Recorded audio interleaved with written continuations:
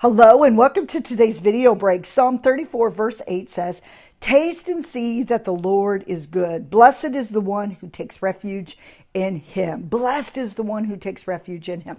He invites us to taste and to see. And so I think it's just so cool that God created our senses to begin with. You know, the sense to be able to see, the sense to be able to touch, to hear, now to taste. How do we taste and see that the Lord is good? You know, it's an amazing experience, but walking in God's experiences does something so fulfilling to us that's all we want. That's all we want, is to continue to experience him because why? Because we've experienced him. And once we've experienced him, we know that there's not a day of our life that can come or go that to live in the fullness is to walk into experience God. As a matter of fact, Jesus even says, then Jesus declared, "I am the bread of life.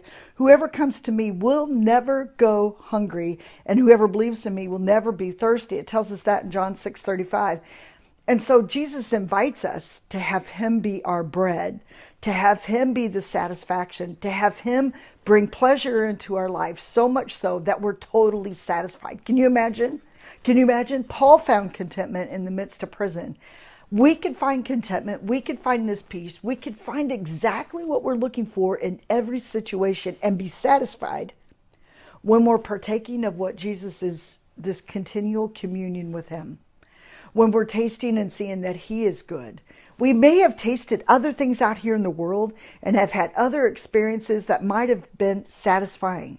But do you soon notice how that satisfaction disappears? Or when we have tasted something out here, the consequences of it has left us with unresolved, or have left us in a place of sickness and despair.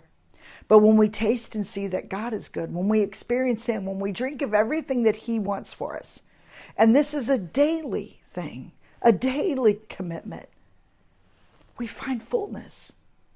The world can offer temporal satisfaction, but what Jesus has for you, he says, you will never thirst again when you come to him. You'll never go hungry.